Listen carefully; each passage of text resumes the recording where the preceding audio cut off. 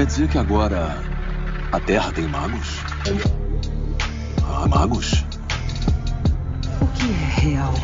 Que mistérios estão além do alcance dos seus sentidos? Na raiz da existência, mente e matéria se encontram. Pensamentos moldam a realidade. Diário Mágico.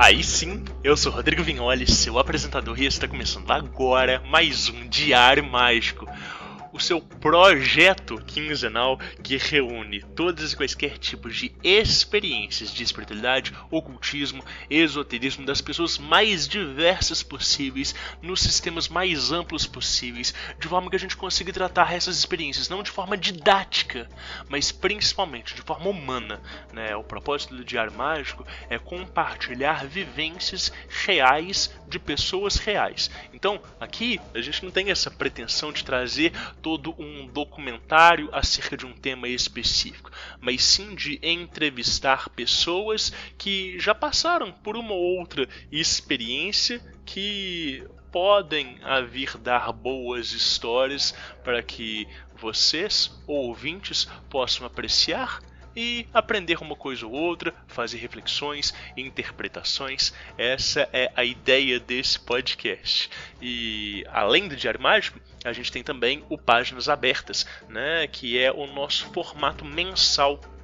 O Páginas Abertas tem sido diagramado para que uma vez por mês eu, Rodrigo, possa apresentar um tema que está compondo uma espécie de currículo de estudos, né, para que o estudante que deseja aprender um pouco mais sobre espiritualidade, principalmente sobre manipulação de energia, possa escutar, aprender e testar alguns dos exercícios que a gente passa no Páginas Abertas. Vocês podem ver que o Páginas Abertas ele tem muito a pretensão e a ideia de trazer também as experiências de vocês ouvintes, para que aquilo que está sendo tratado em forma ali de diálogo, de palestra, né, ele possa também conversar com outras experiências que demonstrem o que aquele tema significa na prática e na vida do estudante. Então, agora vai um convite, né? O próximo Páginas Abertas, de número 12, vai tratar sobre histórias de fantasmas, né? E a gente vai falar sobre assombrações, né? Casas que de alguma forma estavam carregadas, né? Sonhos com mortos, né? O mundo dos espíritos como um todo. E a ideia aqui não é falar de entidades, tá? Não é falar de guia, não é falar de mentor, não é falar dessas inteligências que se comunicam conosco, mas sim desses contatos que a gente tem no astral, seja quando você vê um vulto, seja quando alguma coisa dá errada no seu ritual, né? Então vai ser um episódio que vai coletar bastantes histórias. Eu tenho certeza que você, ouvinte, já teve alguma experiência assim, então manda pra gente. Você pode mandar por meio de relato no DDD 31 97537 5123. Por lá você pode mandar um áudio de até 5 minutos, por favor, tá, gente? Ou então vocês também podem mandar por meio de texto lá no contato@diariomagico.com.br. A gente escuta todos os relatos, a gente seleciona os melhores deles, e nesse próximo episódio, como vai ser um episódio um pouquinho diferente, a gente vai ter mais espaço para relatos. Então manda pra gente a sua experiência. Você pode achar que ela é insignificante, mas pode ser que ela demonstre exatamente o ponto que a gente quer tratar, e esse Páginas Abertas ele vai ser uma introdução para uma nova cadeia de temas que a gente vai tratar aqui no Diário Mágico.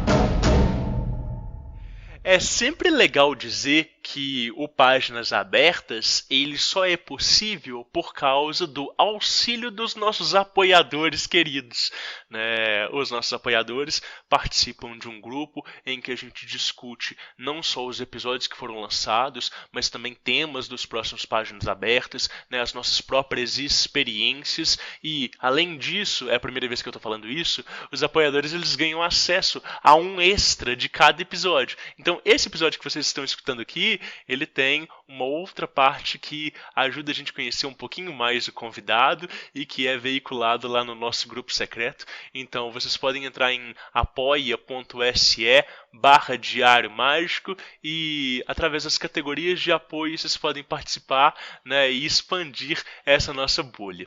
E agora eu preciso falar desse episódio que a gente está lançando agora, né, com o Bruno, que é um cara incrível, de uma sensibilidade assim maravilhosa, não só uma sensibilidade energética, né, não só de uma visão clara da espiritualidade, mas de uma clarividência, de uma lucidez para a vida como um todo.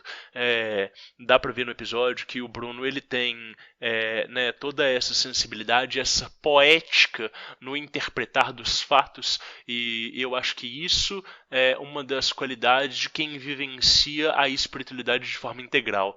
Vocês vão ver que esse episódio ele não passa só pelas vivências, mas ele passa por um filosofar metafísico muito bonito e que me tocou muito profundamente. O Bruno é um amigo já de outras paragens, de outras épocas, né? Uma amizade que se conservou aí.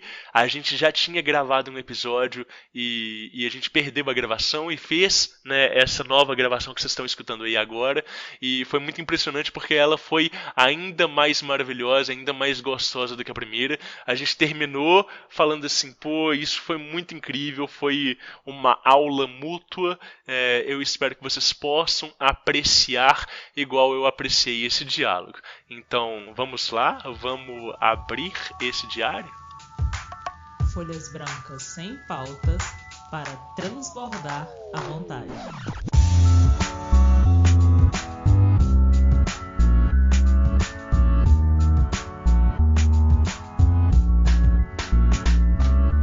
Aí sim! E aí, pessoal? Hoje nós temos a presença de um grande amigo, uma pessoa que eu admiro maravilhosamente, que é o Bruno Lamas, também conhecido como Prembagat, né? Bruno, seja muito bem-vindo ao Diário Mágico, um prazer, uma honra ter você aqui.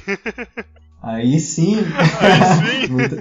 muito obrigado, fico muito honrado de estar aqui, de poder participar dessa troca, dessa construção bonita que acontece aqui. Eu sou fã do podcast, adoro as conversas e a forma como elas vão fluindo.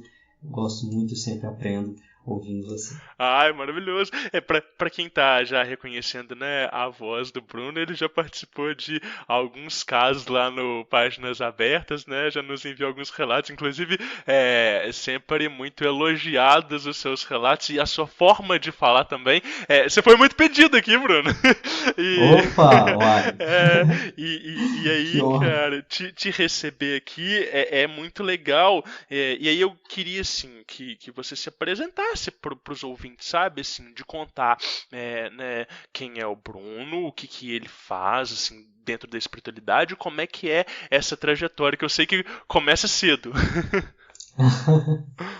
Verdade. Bem, eu sempre me conectei com diferentes tradições, assim, espirituais. Foi algo que, ao longo da vida, desde muito cedo, assim, era uma demanda minha de estar próximo do sagrado. Então, eu cresci numa família espírita e bastante atuante. Eu cresci acompanhando meus pais nos centros espíritas que eles frequentavam, nas tarefas, e mesmo criança também fui pegando algumas tarefas para mim, para eu ir aprendendo, porque estava no meu ambiente ali. Mas, ao mesmo tempo, eu sentia a necessidade de ter ali meu altar com meu Ganesha, né? de ler sobre xamanismo, sobre budismo. Sempre fui apaixonado pela mitologia egípcia, em especial. Então, assim, diferentes formas do sagrado sempre me tocaram bastante. E meu foco sempre foi de buscar perceber o que havia de semelhante por trás das diferenças.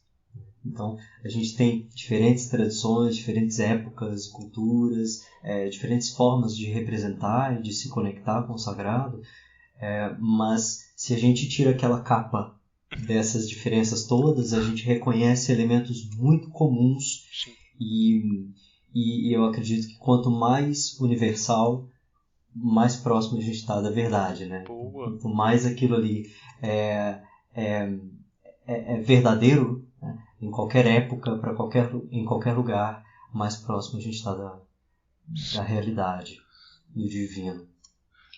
Enfim, e aí, quando criança, eu gostava muito de meditar e, assim, com 6 anos, eu tinha um paninho de linho, colocava ele debaixo do pé de pitanga e ficava ali meditando e tal. Que legal!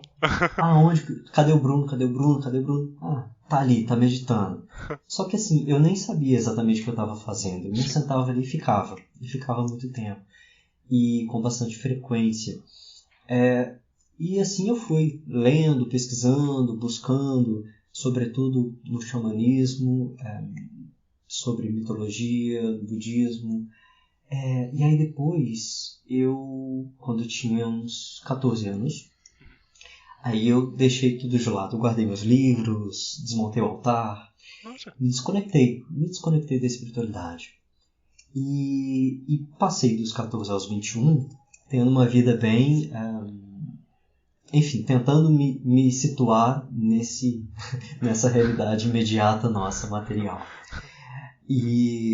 Só que aí com 21 anos eu já estava trabalhando, já formado, trabalhando num lugar com o qual eu não me identificava, com uma crise de estresse que me angustiava muito, e eu busquei retomar então a espiritualidade. E eu fiz isso através da meditação. E aí eu fui então procurar um curso para aprender a meditar. Né? E eu entrei pela meditação transcendental. Sim. E eu comecei uma prática diária de meditar 2 vezes ao dia por 20 minutos. Então, no início da manhã e no final da tarde. Todos os dias. Uau! Você já tinha essa determinação, essa disciplina, assim? Então, essa determinação ela acabou se construindo. Tá. Porque, primeiro que eu tinha pago caro pelo curso, eu falei, caramba, eu tenho que fazer valer isso mesmo, né? E eu fui percebendo muita diferença.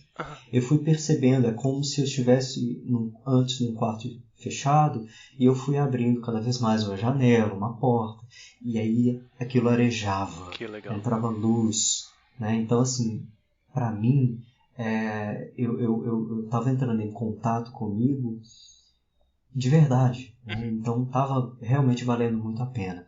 E uma coisa que me ajudou muito para essa regularidade, que eu inclusive comento muito com os alunos do yoga, e fica uma sugestão para quem quiser, porque assim, tem gente que vai funcionar muito na base do desafio.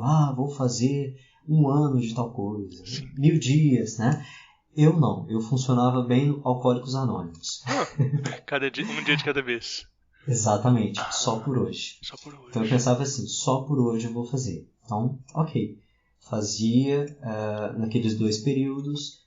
Amanhã eu penso no de amanhã. Quero saber só o de hoje. Então, isso eu fui. E aí quando eu olhava para trás, eu falei, caramba, já vem de 1 ano. Uau. Mantendo essa prática, que bom. Só que nesse momento eu percebi que precisava engajar o corpo. Então eu já tinha começado a lidar com a minha mente, tendo retomado a meditação dessa forma mais consistente, mais consciente, mas eu precisava colocar o corpo em movimento. E aí então eu fui buscar o yoga. E entre as várias linhas de yoga que existem, me chamou a atenção Kundalini Yoga. Por já ter ouvido falar bastante, já ter lido bastante sobre essa energia Kundalini. Isso me interessa. E aí eu fui então entrar para o Kundalini Yoga e aprender a respirar, aprender a colocar o corpo em movimento, a sustentar a postura, a suar, a ter o desafio, a ser desafiado pelo corpo, a lidar com ainda com numa outra amplitude, a lidar também com o caos da mente, né? Aham. E aí eu fui me reconhecendo cada vez mais nesse caminho. E até, estou me lembrando aqui agora, quando eu sentei para a minha primeira aula de Kundalini Yoga, começaram os mantras e eu estranhei, porque eu conhecia todos aqueles mantras. Que Os mantras legal. que estavam sendo tocados e entoados no início da aula, no final da aula, eu conhecia. Sim. E eu entoava junto. E aí, por que eu conheço? E aí eu fui me lembrar. O meu irmão tinha me dado um CD com mantras do Renato Mota e da Patrícia Lobato, que são, um casal incrível de professores daqui eles estão de Brumadinho. E o meu irmão tinha me dado esse CD, e era só com mantras do Kundalini Yoga. E eu tinha esse CD e eu adorava, eu escutava muito, mas eu nem sabia o que era Kundalini Yoga.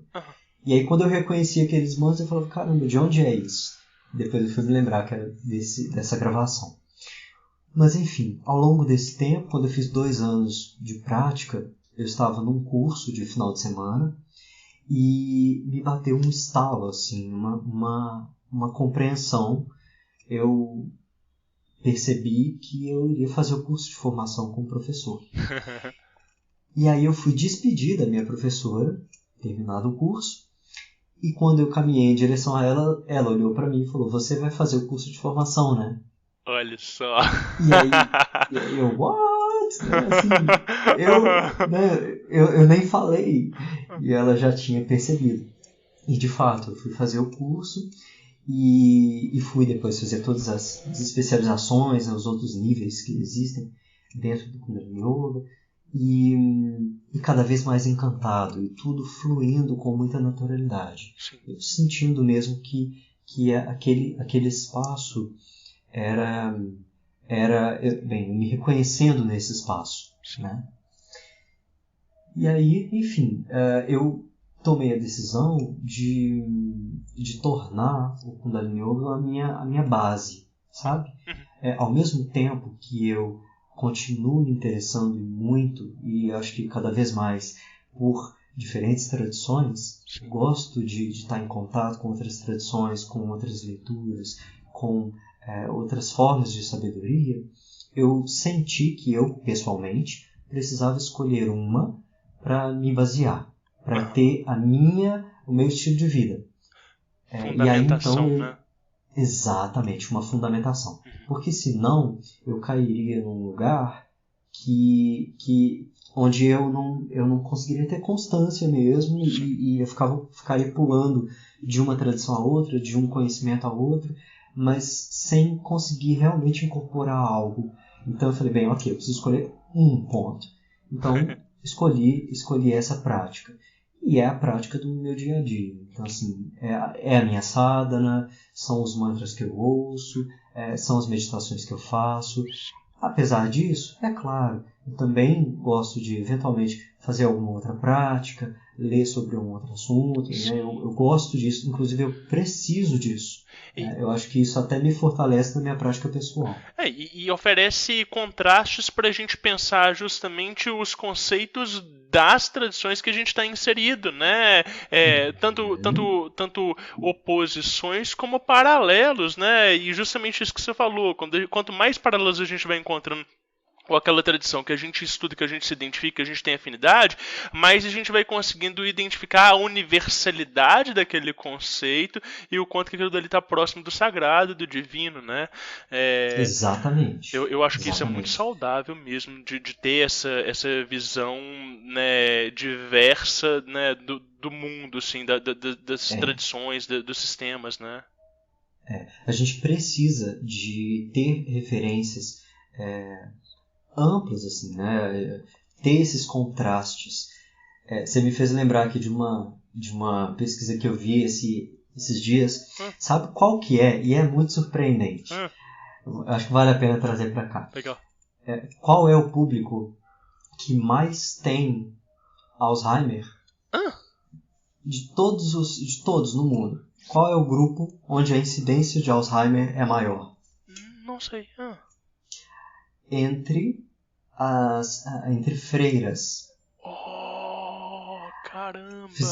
Fizeram uma pesquisa com freiras de Notre Dame. Sei. E identificaram que elas são o grupo que mais tem Alzheimer. Por quê? Porque passam a vida lendo a mesma coisa, Sim. fazendo as mesmas atividades da mesma forma, Olha só.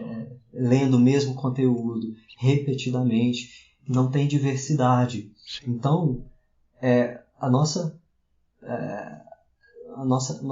é uma necessidade humana mesmo, né? Assim, que a gente incorpore isso. Por isso que eu acho que é muito legal a gente colocar de lado essa ideia assim, de território, né? Assim, de ter, não, essa é a minha tradição. Sim.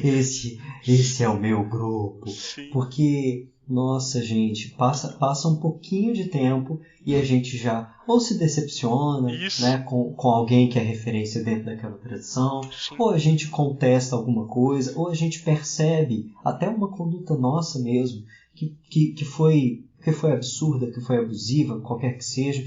Então, assim, é muito importante a gente manter aberto.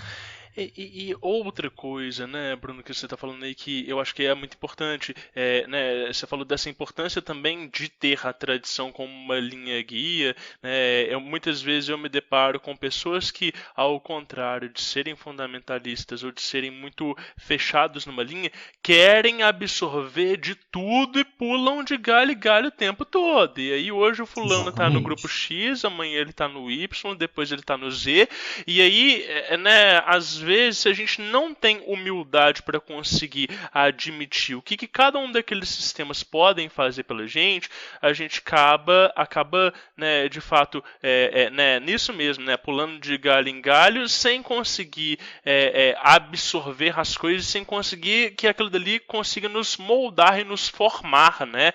Então, o indivíduo ele só troca as tradições, mas não vivencia, né, elas de forma plena. Exato. Eu chamo isso de Maia espiritual. Maravilhoso! Me conta isso! Porque quando a gente pensa no conceito de Maia, sim. O senso comum muitas vezes é que Maia é o poder, é o dinheiro, é o sexo, são esses elementos muito óbvios da nossa vida material.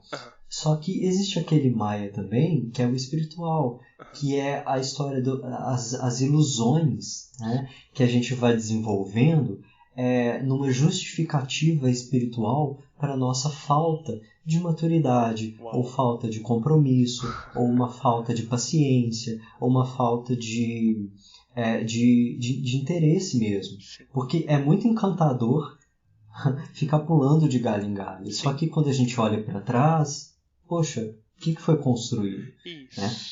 Então, eu acho que é muito importante a gente, e mais uma vez, nas aulas de yoga eu sempre gosto de frisar isso, porque para quem chega, por exemplo, né, é um universo enorme, assim, o yoga ele vai ter muito além do corpo, muito além do que se passa ali no tapetinho, né?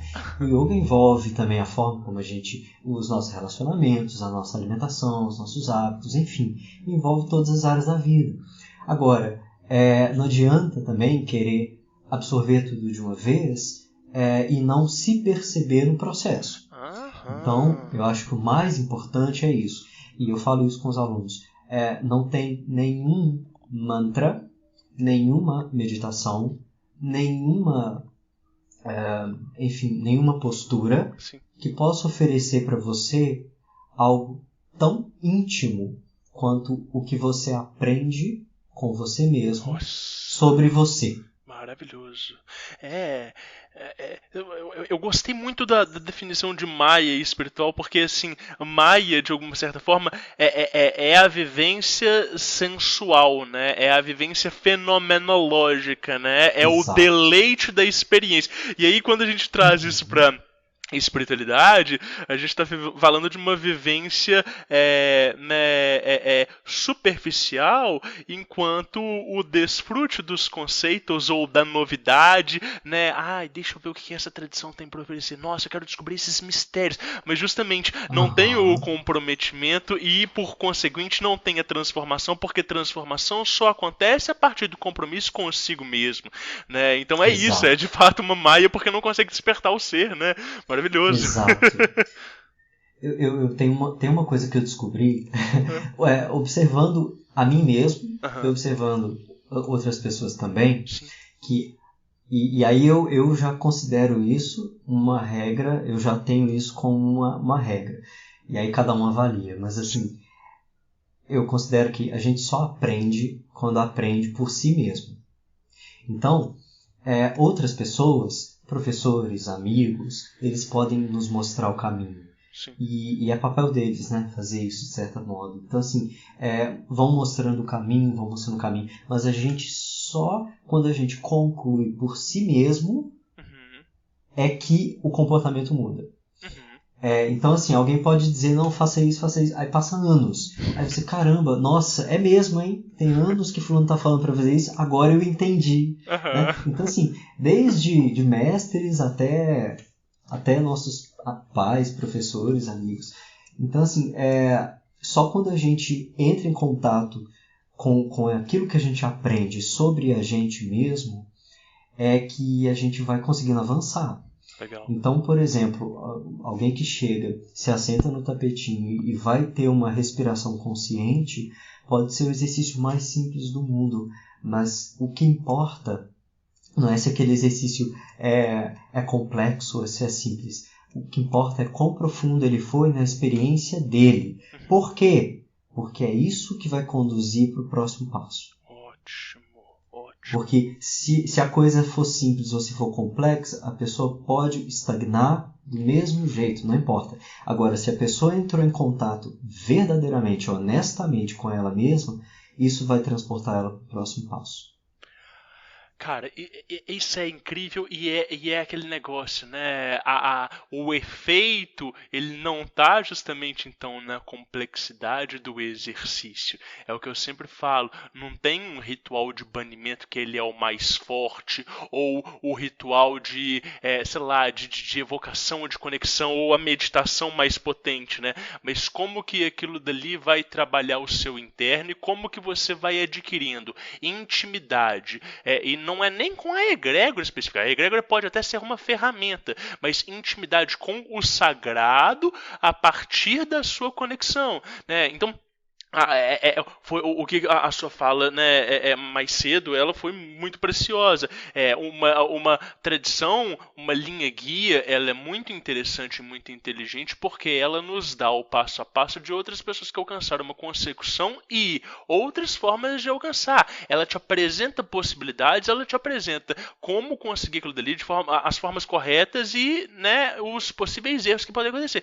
No entanto, né, esse caminho de ascensão, de evolução, de iluminação, ele é individual e ele é intransferível, né? Então as tradições, elas nos oferecem insights, elas nos oferecem possibilidades, elas nos oferecem inspirações, né? Mas o exercício mais simples de todos, ele pode ser muito mais eficiente porque ele vai nos ensinar a partir de nós mesmos, né? Então acho que espiritualidade é conseguir pensar a partir de si e não a partir de um assunto, um objeto, uma doutrina, né? Sim, exatamente.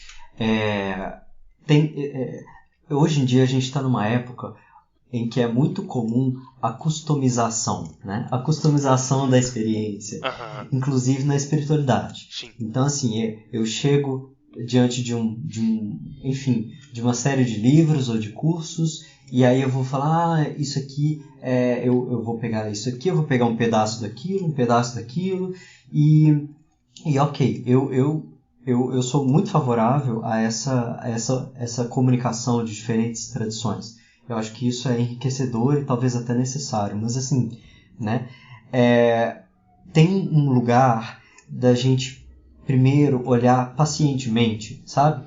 para aquela tradição, para aquela experiência, para aquela prática, antes de já desistir dela ou pegar um elemento dela, só aquilo que a gente gostou, e pegar outro, juntar, entendeu? Porque se a gente fizer uma seleção só daquilo que a gente gosta nas práticas e falar, isso aqui é a minha seleção, isso aqui é o que eu vou adotar. Ok, mas o desafio é importante, o confronto é importante. Sim. E então tem uma frase que eu vi há algum tempo que eu achei incrível, que é assim: antes de arrancar as cercas, certifique-se de saber por que elas foram colocadas lá.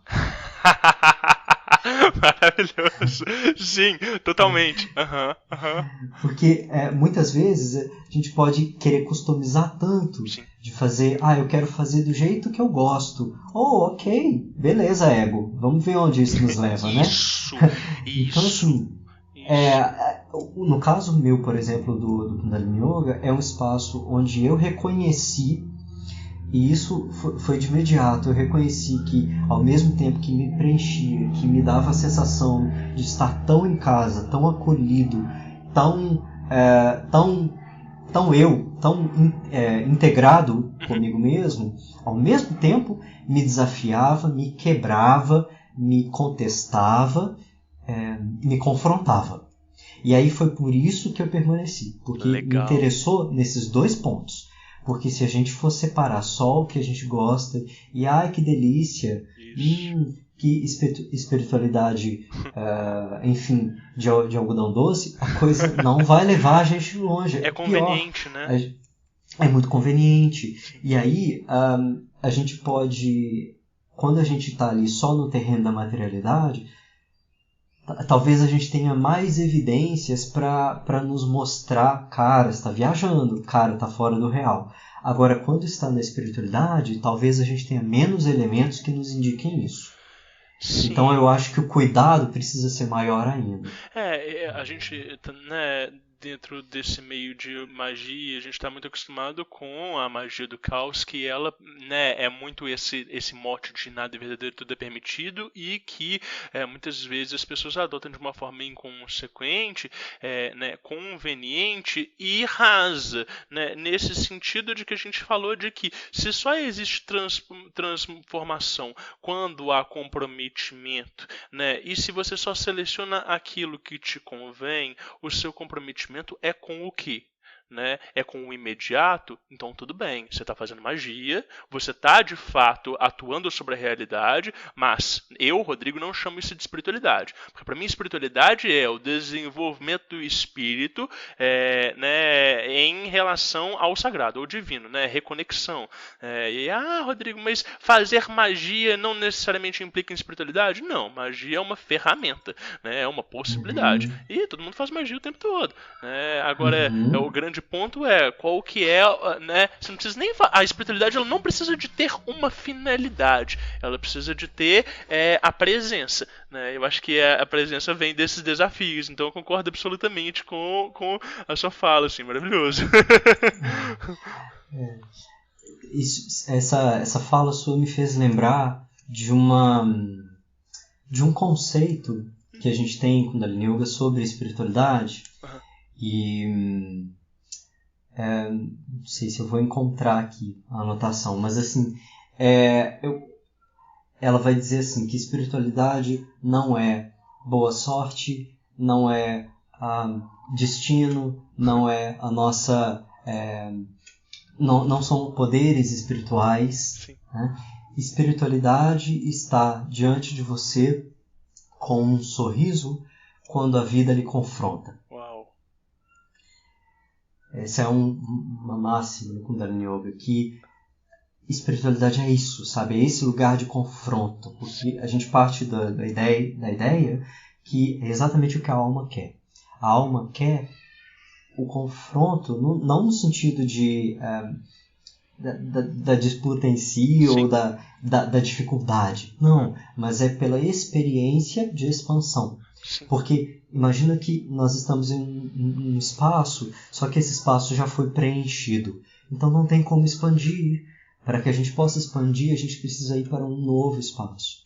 Então, essa busca da alma. Já o ego vai justamente no oposto, né? Ele quer os lugares mais conhecidos, confortáveis e mapeados. E o confronto não necessariamente ele precisa ser desconfortável como sugere a ideia a princípio, muito pelo contrário, né? Muitas vezes ele é muito mais confortável e ele é motivador, ele é inspirador, ele é aquilo que propicia o insuflar de prana, de vida no peito e no campo. Isso. Né? Então ele é a movimentação e a mobilização natural e espontânea e não um obstáculo no meio do caminho que você bate a cara e que você precisa de quebrar a cabeça. Não, normalmente esses obstáculos eles advêm justamente da placidez excessiva, da passividade perante a vida e perante os nossos compromissos, né? Então esse local de desafiar a si mesmo, ele só parece que é algo né, competitivo dentro da perspectiva do ego, porque dentro da perspectiva da essência, né, é só o caminho natural e fluido, né? Exato. O universo está aí o tempo todo tendo colisões e é a partir delas que se surgem, né? Que a vida vai desenvolvendo. Sim. Eu até teve um áudio do Páginas Abertas que eu citei isso, que eu tenho para mim esse conceito. Eu digo que eu procuro caminhar em duas pernas. Uma é o compromisso, a outra é a compaixão. Porque quando eu consigo manter o ritmo dessas duas avançando, eu consigo perceber que eu estou caminhando, que eu estou evoluindo. Porque se eu tiver apenas um lugar de um compromisso cego, Sim. eu posso me enrijecer, eu posso me iludir, eu posso passar por cima de mim ou do outro. Sim. E a compaixão é o que me detém. Sim. Então, enquanto o compromisso impulsiona, a compaixão detém. Legal. Eu gosto sempre de trazer essa imagem, assim, porque eu só consigo caminhar a partir dessas duas pernas. Assim. Aí a gente está falando, né, de tradições que elas concordam entre si, né? Os cabalistas vão falar das esferas de Geburah e Hesed, né, que são o rigor e a misericórdia, né? E justamente isso, uma é expansiva e a outra é restritiva, e elas se equilibram, né? É o rei severo e o rei justo. Né? Perfeito. Muito bom, muito bom. Mas aí você estava falando então que você fez essa formação, né, em Kundalini Yoga, né, que a sua professora ela já sabia que você ia fazer isso, né, e que foi surpreendente assim, né, e aí como é que foi essa formação para assim de fato começar a dar aula, de fato, né, entrar dentro da tradição e ser assim, não um receptor, mas agora também um canal de transmissão para outras pessoas dessa luz. Certo. O que me apoiou muito foi estar atento ao que se passava comigo, né? E é o que me apoia, né? Todos os dias, assim. Estar presente em mim. Porque aí, dessa forma, eu vou criando uma intimidade com a minha própria experiência e isso me apoia a sustentar e apoiar a experiência do outro, né? Inclusive, nessa biografia, né, nesse trecho biográfico aqui, eu acabei não mencionando os períodos ali, né, de estar numa escola de espiritualidade, de trabalhar lá dentro. Então, esse foi um outro ambiente que também me proporcionou muito isso. Estar presente ao que se passa comigo para então poder apoiar o outro. E tem algo em particular que tem muito a ver com essa ideia de compromisso que a gente estava falando, que é assim, é também um conceito do Kundalini Yoga. O que nós precisamos é comparecer. A gente se preocupa muito sobre como as coisas vão acontecer quando a gente chegar, né? Quando chegar a tal data, ou quando eu chegar em tal ambiente, ou quando chegar no momento da nossa conversa aqui, como vai ser, como não vai ser, né? Claro que as coisas demandam um certo nível de planejamento, é claro, mas assim, existe um nível de preocupação onde a gente costuma colocar muita ênfase. Mas se a gente coloca a atenção em comparecer, no sentido de eu estou lá, sabe? Eu estou inteiro ali, eu estou comprometido ali, onde quer que seja. A gente consegue estar desperto para que o que surja passe através de nós. Então, quando se fala sobre canal de luz, né, que nós todos somos, né, qualquer que seja a atividade que a gente está fazendo, nós podemos desenvolver esse lugar de canal de luz, esse pratyahar, esse estar conectado com o fluxo divino. Né? Qualquer que seja a atividade, a gente pode entrar em contato com esse fluxo divino. Sim. O importante é que a gente compareça. Sim. Compareça onde? Compareça no lugar onde está. Sim. Que é uma coisa curiosa, mas o lugar onde a gente estiver é o ponto de partida para acessar. Maravilhoso. Porque no final das contas, toda a atividade ela é espiritual, né? Exato, exatamente. É aquela máxima, né? Que o verbo se fez carne, né? Então, quando você acorda, você é Deus acordando. Quando você come, você é Deus comendo. Quando você dorme, você é Deus dormindo, enfim. Tem no templo, tem um templo na Índia chamado Harmandir Sahib, também conhecido como Golden Temple, né? Sim. Ele é lá no norte da Índia, e acima da cozinha tem umas placas grandes no teto com um poema. E o poema que fica lá em cima da cozinha com centenas e centenas de pessoas trabalhando é o seguinte: Deus é a semente, Deus é aquele que planta, Deus é a terra, Deus é o tempo que faz brotar, Deus é aquele que colhe, Deus é aquele que prepara o alimento, Deus é o prato, Deus é o copo d'água, Deus é aquele que serve o alimento, Deus é aquele que come. Né? E então Blavatsky mesmo dizia, né, a heresia da separatividade, esse nosso, entre aspas, pecado mortal, a fonte de todo sofrimento é essa separação, essa ideia de que a gente está separado do divino. Sim. Sempre que a gente experimenta um lugar de separação com o divino, isso vai trazer sofrimento para nós, para os outros. Mas quando a gente experimenta essa unidade, então existe uma plenitude, independente das circunstâncias, independente das características. O que importa ali é um caráter, é um elemento, um princípio. Nossa, maravilhoso, sim. Muitas vezes as pessoas chegam e falam assim: Rodrigo, eu quero trabalhar com espiritualidade. Rodrigo, eu tenho que cumprir o meu propósito, né? E aí, muitas vezes eu falo assim: olha, você não precisa de largar tudo e mudar toda a sua vida e largar sua carreira e o seu trabalho cotidiano para que isso seja, né, uma vivência de fato de espiritualidade, né? A espiritualidade, eu falo muitas vezes, a espiritualidade pode ser no seu próprio serviço quando você se predispõe a ensinar outra pessoa de bom grado, ou quando você está de fato presente, né, e se comunicando de forma eloquente, efetiva e lúcida, né?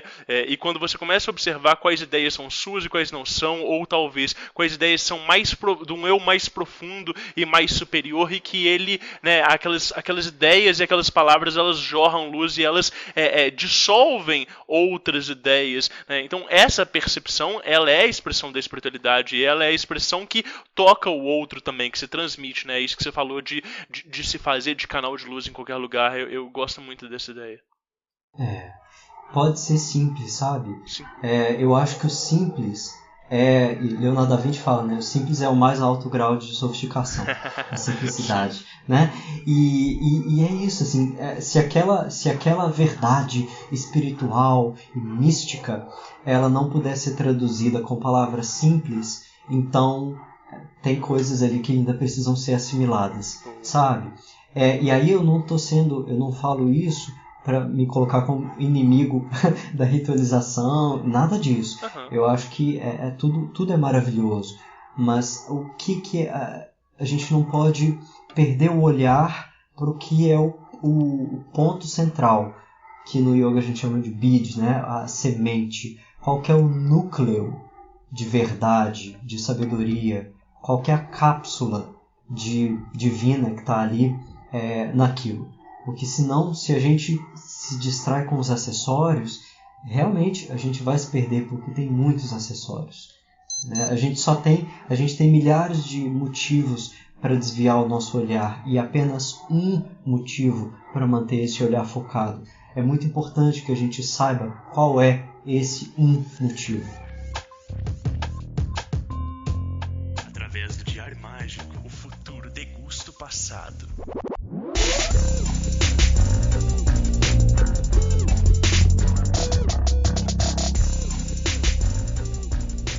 Anote seus resultados.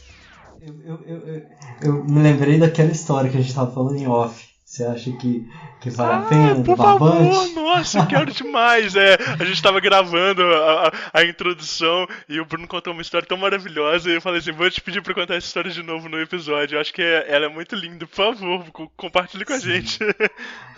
Então, a minha família, por parte de mãe, sempre foi muito ligada à espiritualidade. Então, tataravó, bisavó, minha avó, enfim...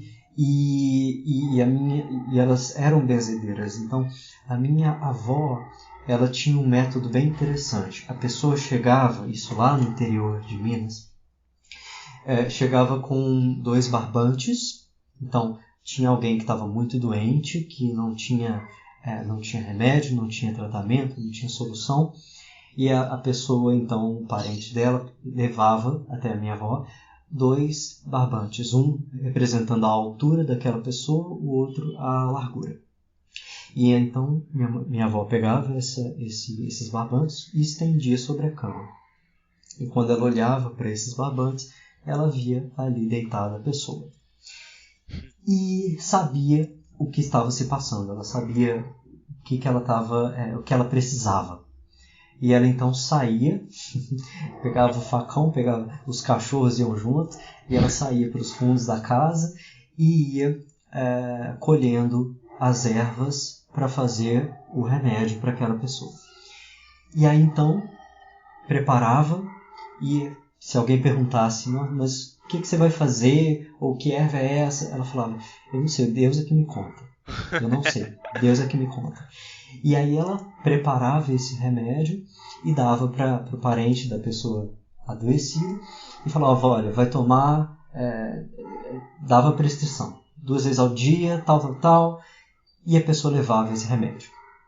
Dali a alguns dias, ela olhava assim para cima e falava com os filhos, vamos entrar que eu vou fazer um café, que a gente vai ter visita. Olha só. Aí eu entrava em casa e nessa época, claro, né? Imagina, há 70 anos atrás, não existia nada de tecnologia, né? Assim, que a gente tem acesso hoje. Então, assim, ela chegava em casa, começava a passar o café, e aí vinha alguém montado a cavalo, e ela olhava para a pessoa e começava a conversar com a pessoa agradecia e falava, olha, eu sou fulano que estava doente, Ela falou, pois é, eu sei. E aí, melhorou, né? Que bom, graças a Deus.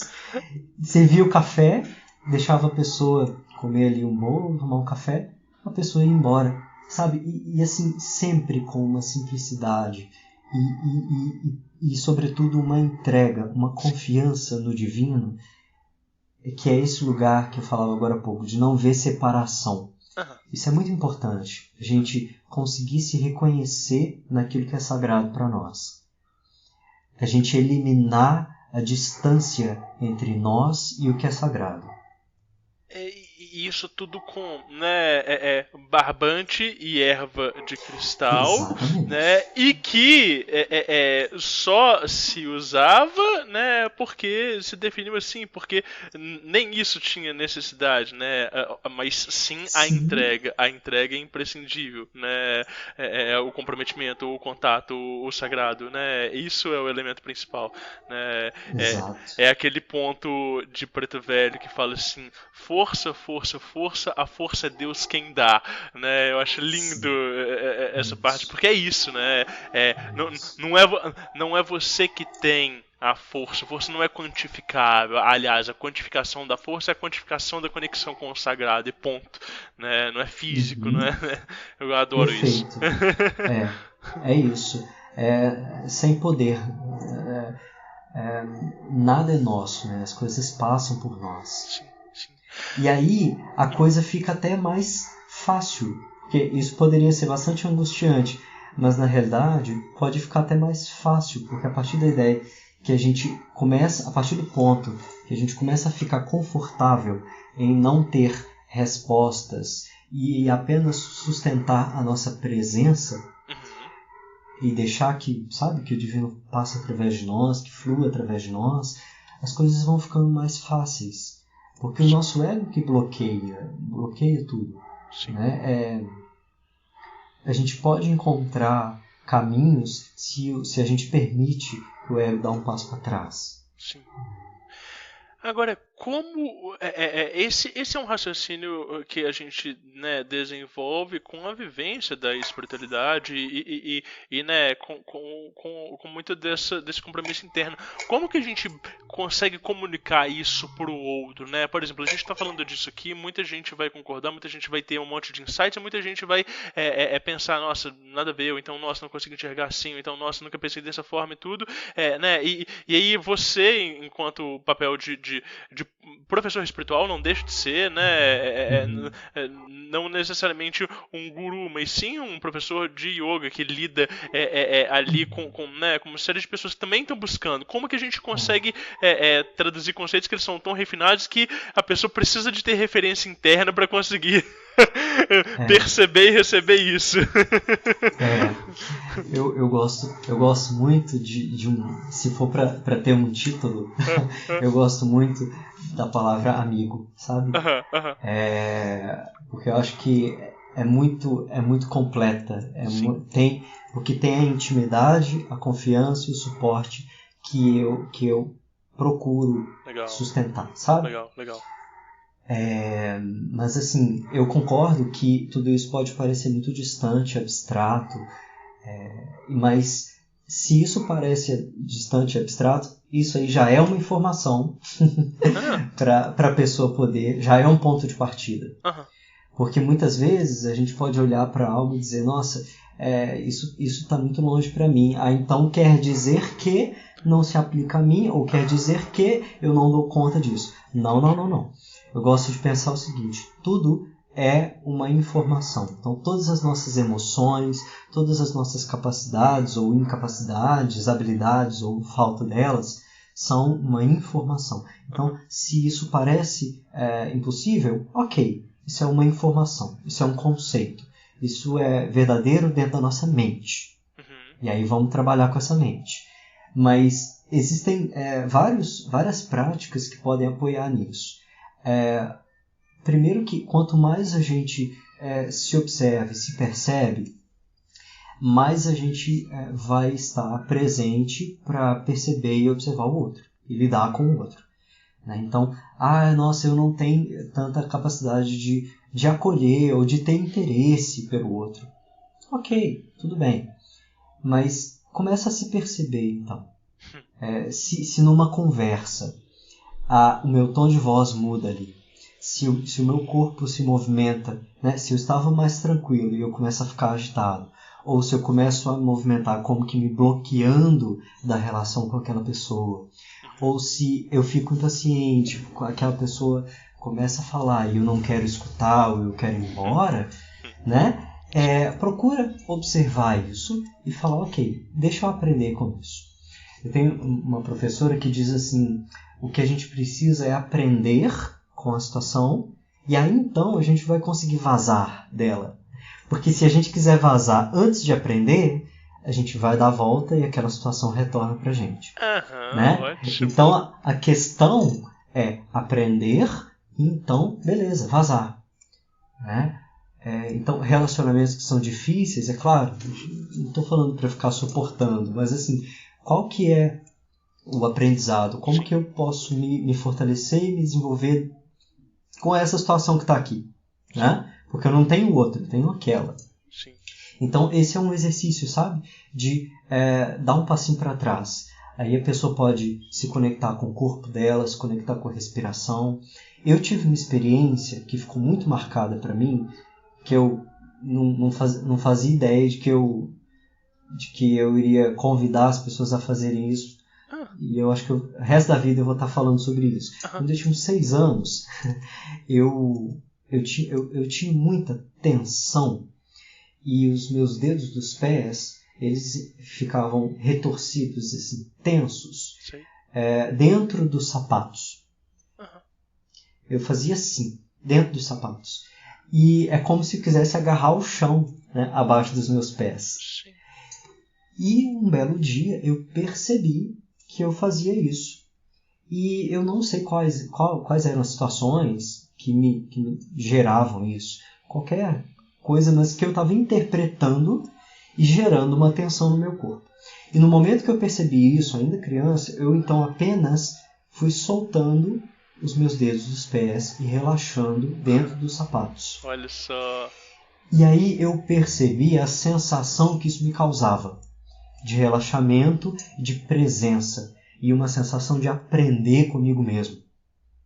E aí eu comecei a repetir isso. Sempre que eu percebia que estava com os dedos tensos assim, eu ia soltando, até que nunca mais eu fiquei daquele jeito, né?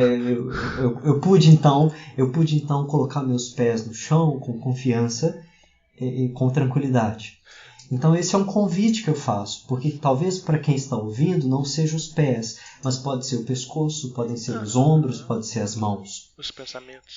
Os pensamentos. Mas assim, quando a gente traz para o corpo, é interessante porque aí vem uma coisa material ali, sabe? Legal. Porque às vezes o pensamento ele fica também distante para quem não está habituado. Então, quando coloca no corpo, é interessante que traz a atenção imediata.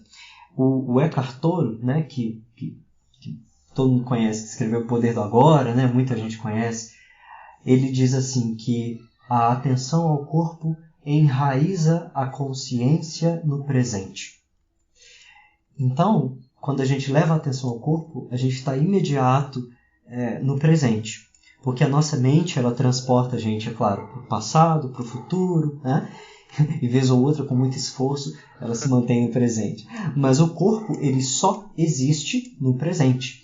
Então a gente pode usar isso a nosso favor, percebendo o nosso corpo. Sabia que quando a gente mantém a coluna reta, é muito mais difícil de mentir? Olha só, não sabia. Que interessante. Na simbologia do corpo, a coluna representa o nosso comportamento ético, a nossa moralidade. Uau! Eu não o sabia nosso disso. o nosso alinhamento com os nossos valores. Então, quando as pessoas vão mentir, é muito comum entortar um pouco a coluna. Porque... né? Repare. Que demais! Então, o corpo, ele sempre comunica. Ele sempre comunica. Por isso, trazer para o corpo é muito bom. E aí não precisa, num primeiro momento, prestar atenção. Tem que prestar atenção no corpo do outro. Não, presta atenção no seu. Sim. E aí, isso vai mudar. Porque a forma como a gente recebe, processa o ambiente ou a pessoa e então devolve. Né? E então responde. É diferente da gente simplesmente reagir de forma inconsciente. Sim.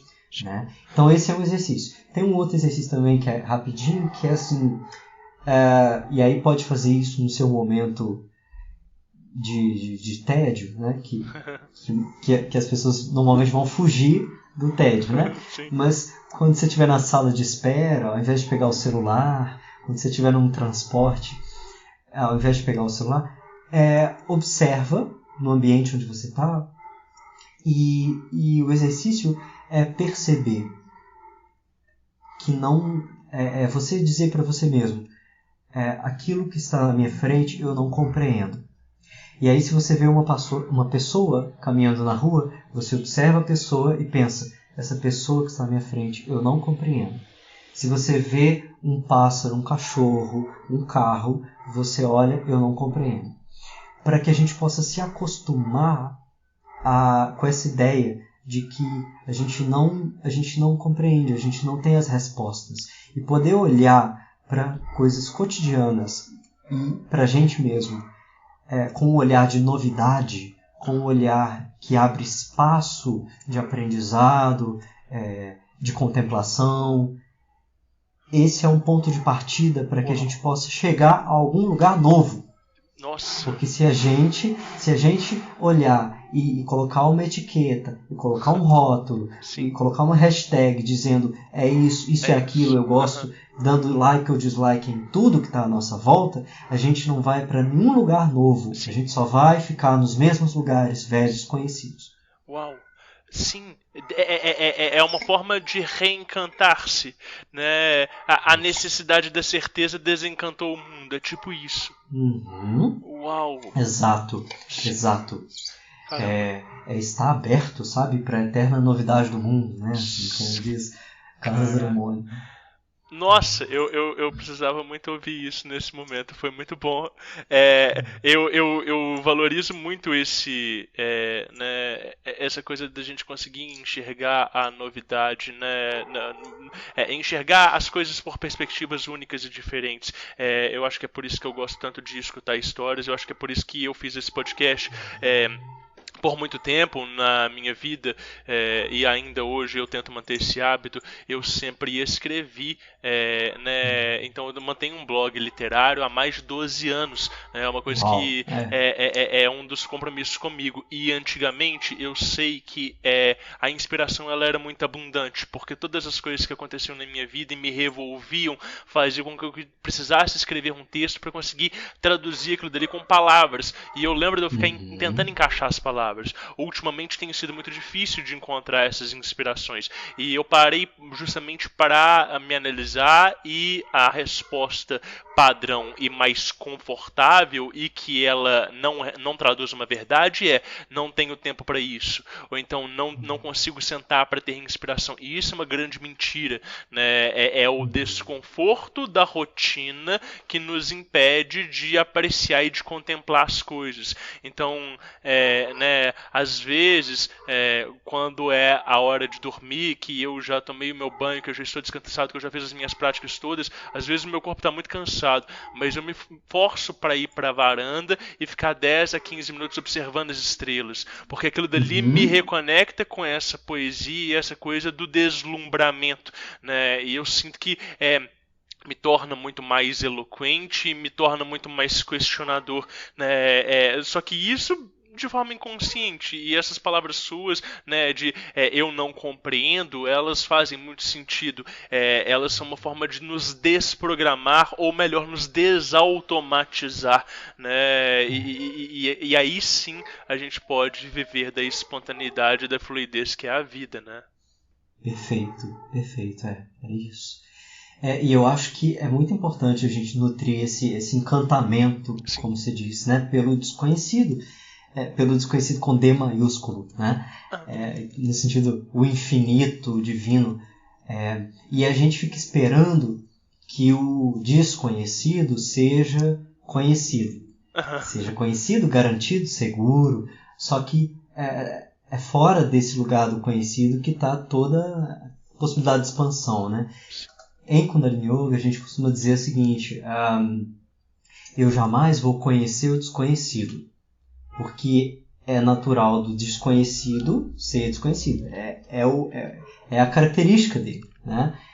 É o desconhecido. Agora, o que eu preciso conhecer é que tipo de relação eu desenvolvo com o desconhecido. Então, diante do desconhecido, eu minto.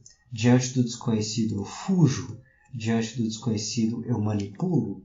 Eu ataco. Eu paraliso. Eu faço drama. O que é que eu faço diante do desconhecido? Diante quando eu estou de cara com uma circunstância que me faz, que me dá frio na barriga, que me confronta, que me desafia. Sim. E aí é que tá, não tem uma resposta certa do tipo, eu ponho uma capa de Super-Homem, Mulher Maravilha, e eu resolvo, eu tô ali, eu enfrento o desconhecido. Não sei. É o desconhecido. É o desconhecido. Mas diante dele, o que eu posso fazer, o melhor que a gente pode fazer é estar dentro da gente. É estar dentro da gente, dentro da nossa própria pele, né? Quanto mais a gente estiver dentro da nossa própria pele, com uma noção da nossa própria identidade, a gente consegue lidar com aquilo sem sair do eixo, né? Ou com um mínimo de autocontrole ou de autopercepção, né?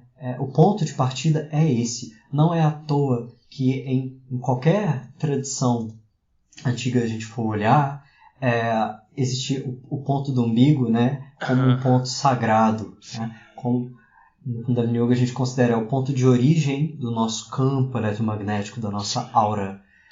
Então é a partir desse ponto que a gente consegue se manifestar e se realizar. E o que é que tem nesse ponto? Tem a nossa noção de identidade, de individualidade. Quem nós somos. Exato, é o aspecto positivo do ego, né? E que a gente só vai conseguir integrar uma experiência se a gente consegue fazer uma separação. Então, por exemplo, dentro de um relacionamento, a gente só consegue atuar e prosperar a partir do momento onde a gente se reconhece, onde a gente lida com a nossa própria individualidade. Né? E essa individualidade em relação, em interação. Porque se a gente simplesmente joga em cima do outro, né, todas as nossas crenças, desejos, vontades e neuroses, a gente não vai conseguir prosperar com aquele relacionamento. Não, e tem uma coisa muito legal nisso aí, né? A gente fala que o desconhecido, ele é o imprevisível, né? E por ser o imprevisível, é justamente a chance de nos conhecer. Não conhecer o desconhecido, porque, como você diz, ele é desconhecido. Agora, o grande ponto, né, nisso tudo é que as pessoas que elas têm a necessidade de controle ou que têm essa ilusão de que estabilidade é o oposto de mudança, né? Esse processo que você fala, né? De eu não compreendo, ele é o processo justamente da quebra dessa crença limitante, dessa mudança de comportamento interno, né? Então é a dissolução desses padrões mentais que vão né, nos propiciar viver de forma mais confortável. E aí é confortável mesmo, né? Não é aquela coisa desafiadora, porque você pode aposentar um pouco a necessidade de tomar ações e tomar atitudes e conhecer e planejar e etc e tal, para simplesmente viver e contemplar, né, o desconhecido, contemplar aquele abismo, né? Exato. O que compreender é uma demanda do ego, né? O que a alma quer são conexões significativas. Uau! São conexões significativas. E aí, o que pode trazer uma conexão significativa pode ser todo tipo de situação. Né? Pode ser um luto, pode ser uma promoção, pode ser uma falência, pode ser um casamento, uma separação, o que quer que seja. A questão é como a gente vai conectando. Maravilhoso. É por isso também que antes de começar uma aula de yoga, antes de começar uma meditação no budismo e em várias outras práticas, né, com certeza existe isso. Você estabelece uma intenção. Sim. E essa intenção não é porque simplesmente, por exemplo, eu vou fazer essa aula de yoga aqui porque eu estou precisando me acalmar. Tá, não é só isso. Mas essa intenção, os benefícios, é claro que vão muito além, né, do que a gente possa mapear. Mas a questão ali é que quando a gente estabelece uma intenção, a gente, diante de qualquer dificuldade, barreira, obstáculo, a gente retorna para essa intenção. Então essa intenção é uma conexão significativa. Então, no trabalho que eu estou, qual é a conexão significativa? No relacionamento que eu estou, no livro que eu comecei a ler, na rotina que eu quero implementar, no tratamento que eu comecei a fazer, qual é essa conexão significativa? O que é esse elemento que é relevante para mim? Tão relevante a ponto de me nutrir para eu fazer. Ter isso esclarecido nos recarrega no momento onde a gente vacila. A gente se lembra da intenção e sustenta e reforça aquela postura que está desafiante. Legal. Eu acho que tem uma coisa, Bruno, na sua forma de falar que é muito legal, que são as palavras que você escolhe, que você usa. Nutrir, sustentar, manter, né? Eu acho que isso é muito didático e isso traz para uma dimensão que ela é mais palpável, justamente pelo ouvinte estar às vezes desacostumado com o emprego dessas palavras nesse contexto, né? Então o próprio ato de escutar, né, essa discussão já é suficiente para colocar várias desses comportamentos em xeque, né? Eu acho que é isso, assim. O papel do professor é também ter, não é retórica, é emoção, né? A emoção, ela muda a forma de falar, e muda também a forma como as palavras nos tocam, né? Uma das coisas que eu falo é que um campo energético que ele é saudável e que ele tem potência, ele tem inclusive uma potência de penetração muito maior. E isso, quando eu falo isso, eu estou falando inclusive em termos de palavras, né? Então um orador que ele tem um campo energético grande, ele consegue chegar na profundidade da psique e da alma da pessoa, né? Porque a palavra dele é carregada magneticamente, tem prana aquilo dali, né? E às vezes não precisa necessariamente ser uma coisa espiritual, como a gente chama, né? Na maioria das vezes é simplesmente algo que é fluido e espontâneo. Eu vejo isso muito na sua forma de comunicar, nessa conversa que a gente está tendo agora. Isso é muito legal, cara. Poxa, obrigado, que feedback bonito. E você falando isso me fez lembrar de uma experiência. Uma vez eu estava na Índia, lá em Amritsar, que fica na fronteira da Índia com o Paquistão, e eu estava ali num templo Sikh, que tem uma história desse templo que se você quiser eu posso contar, que tem tudo a ver com o som, que é maravilhosa. E aí, assim, falando especificamente primeiro sobre a questão da palavra, a força da palavra, eu tinha marcado de encontrar um professor indiano, bastante reconhecido, um exímio estudante, sobretudo do sikhismo, que é uma religião na Índia, mas com muito conhecimento sobre sufismo, sobre hinduísmo, e ele tem uma sensibilidade muito grande com as palavras e com a força das palavras. Que no Kundalini Yoga a gente chama de Nad, a força do som. Não qualquer som, mas o som primal, um som criador, um som que dá origem a essa força de prana. E aí, a gente estava conversando e ele perguntou o meu nome. Quando ele perguntou o meu nome e eu respondi meu nome espiritual, né, dentro do Kundalini Yoga, meu nome é Prem Bhagat. Prem significa amor divino, Bhagat, devoto. E eu disse para ele, Prem Bhagat. E aí ele olhou para mim e disse assim com a mão, não. Bhagat, use your navel point, né, com aquele sotaque indiano, né? Use your navel point. Então ele corrigiu minha pronúncia, Bhagat, usa o seu ponto do umbigo.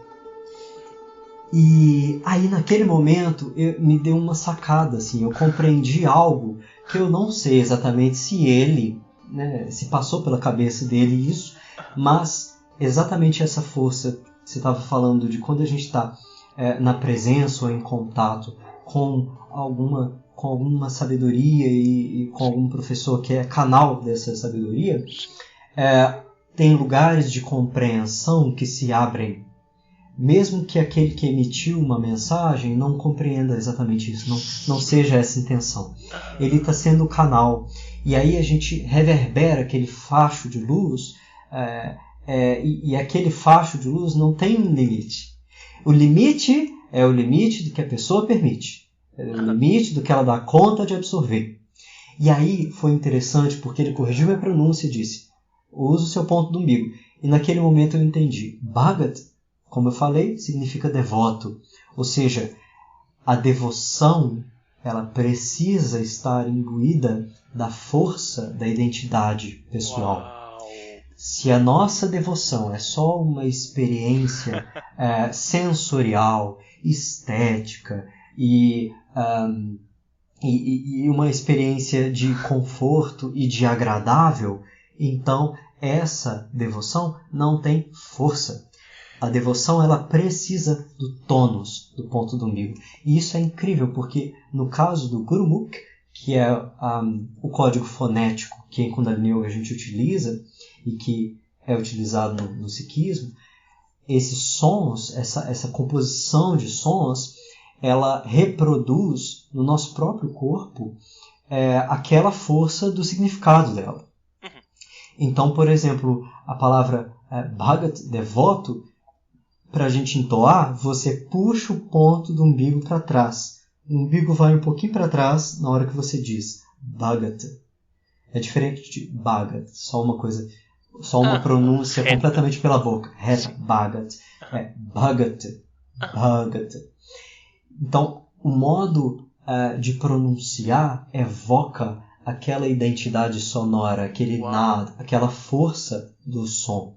Então, naquele instante, aquele que diz, aquele que escuta ou aquele que lê a palavra escrita incorpora aquela força, incorpora aquele valor. E é por isso que a gente utiliza mantras, em Kundalini Yoga a gente utiliza shabats, que são outras composições de mantras. Se a gente for falar de uma forma simples, são mantras mais extensos, né? Mas eles têm uma costura de sons, e quando a gente entoa, a língua vai tocando pontos no céu da boca, isso cria um estímulo e vai criando ondas que atravessam o crânio e estimulam 2 pontos em especial no nosso cérebro, né? A pituitária, que vai coordenar todo o nosso funcionamento físico através das glândulas, né, do sistema glandular, e então ela gera um equilíbrio hormonal, ou seja, interfere na nossa saúde, na nossa disposição e no nosso humor. E tudo isso a pituitária. E além dela, a nossa glândula pineal, que é tão falada na espiritualidade, uma glândula da espiritualidade, né? Que é porque a secreção dessa glândula, essa glândula em especial, ela vibra, né? Quando a gente cria esse estímulo através do som, ela começa a vibrar e essa vibração tem uma secreção. Essa secreção é chamada no yoga de Amrit. Amrit é um néctar, significa néctar. Esse néctar é o que dá a experiência de transcendência. É uma... E aí, exatamente. Pode crer. E traz esse lugar de transcendência. E aí, como que eu traduzo transcendência? Tá? São necessariamente visões? Não. Não são isso. Mas qual que é o propósito da transcendência? Que seja agradável. Nossa, que experiência espiritual eu estou tendo aqui no alto da minha montanha? Não. A questão aqui se eu estou diante de um bloqueio, diante de um muro, a transcendência é o que me lembra que eu consigo atravessar esse muro. Então eu posso colocar uma escada, eu posso pedir ajuda para alguém, eu posso dar a volta, eu posso dar um salto, eu posso conseguir uma ajuda, né? Eu posso abrir uma caixa de ferramentas, estar ali comigo e conseguir atravessar. Agora, se a gente não tem transcendência, a gente fica parado na frente desse muro, ou então a gente volta para trás. Isso vale para qualquer experiência, qualquer situação onde a gente reconhece um bloqueio, falta de transcendência. Então, assim, é claro que, assim, falando de um modo muito geral, né? Mas, assim, se a gente tem uma situação que está sendo um obstáculo na nossa vida, então o que está faltando é um modo de transcender. Sim. Essa transcendência passa por uma compreensão de um novo caminho. Esse novo caminho pode ser tudo isso que eu falei. Pedir uma ajuda, trocar uma ideia, mudar a perspectiva, utilizar ferramentas. Né? Então, assim, essa é a função da transcendência. Uma função no sentido mais prático. Né? Porque o yoga, ele é uma forma onde a gente utiliza o espiritual, o material, o corpo físico, concreto, para ir além do físico. Sim, sim. A gente utiliza o físico para ir além do físico. Só que, ao mesmo tempo, esse ir além do físico não quer dizer abandonar o físico. Muito pelo contrário. Integrar. Essa é a palavra. Essa é a palavra, é integrar. Então, assim, o espiritual, ele é uma plataforma para o material. Ótimo. E o material é uma... Peraí, deixa eu ver se eu falei certo aqui. Recapitulando. O espiritual é uma plataforma para o material. E o material, ele é uma realização do espiritual. Então, esse conflito entre material e espiritual, ele existe na nossa mente. Sim. Ele não é uma... Sabe, esses dois mundos, entre aspas, eles não são opostos. Não. Isso é um conflito da nossa mente. Sim. Pelo contrário, são complementares demais, né? Exatamente, são complementares, são integrados. Sim. Né? Sim. Enfim, é bonito a gente ver, igual, por exemplo, no Egito, não existia uma palavra para falar sobre religião. Porque a experiência de religião, na prática, ela estava ali em todas as atividades daquela sociedade. Então, você vai construir um lugar, então, na arquitetura, a arquitetura estava imbuída de espiritualidade. A alimentação estava imbuída de espiritualidade. A música, as artes, tudo, né, fazia parte de tudo. Completamente integrada. Depois a gente foi ficando confuso. e foi vendo uma oposição, né, nisso. Né? Não importa o que dizem a você, palavras e ideias podem mudar o mundo.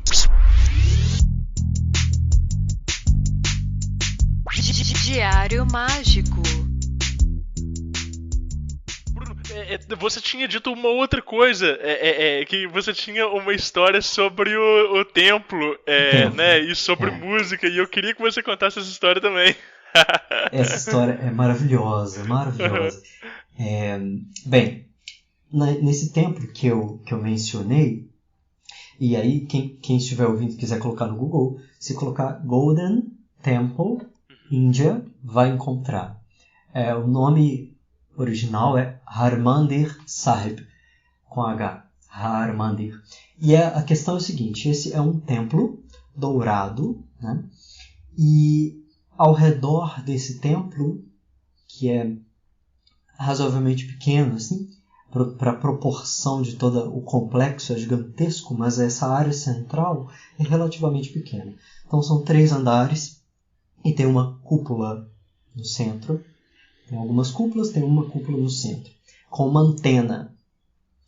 E ao redor desse templo dourado tem um tanque de água. Né? Então tem uma água, e é uma água limpa, extremamente limpa. Tão limpa que lá tem carpa. Né? E tem uma área dentro desse tanque que é reservada para as pessoas entrarem e se banharem. Ao redor desse tanque todo, tem todo em mármore branco, mármore indiano, com várias salas e vários espaços. Dentro de cada uma dessas salas, esses espaços todos, tem uma pessoa entoando Shabbats, entoando canções e poemas que foram escritos, coletados desde o século XVI até o final do século XVIII. E esses poemas e canções são das tradições espirituais da época, né, naquela região. Então você tem do próprio sikhismo, tem do hinduísmo, tem sufi, tem párias, né, pessoas completamente excluídas da sociedade. Os poemas e as canções dela também fazem parte dessa escritura. Né? Então imagine isso, que incrível. Vai se criar uma religião onde o livro sagrado tem os poemas e as canções de outras religiões. Nossa. Né? Isso é bem interessante. Sim. E aí, tudo isso é entoado e é musicado, e os músicos ficam ali tocando. Lá naquela cúpula, no espaço central, que é o Darbar, esse dourado, os músicos ficam lá no alto tocando o tempo todo. E aquela música continuamente sendo executada ali. E dentro dos espaços das salas pequenas, outras pessoas estão ali entoando também, lendo continuamente. E se revezando. Todo o trabalho acontecendo o tempo todo, 24 horas por dia, sem parar, e as pessoas se revezando.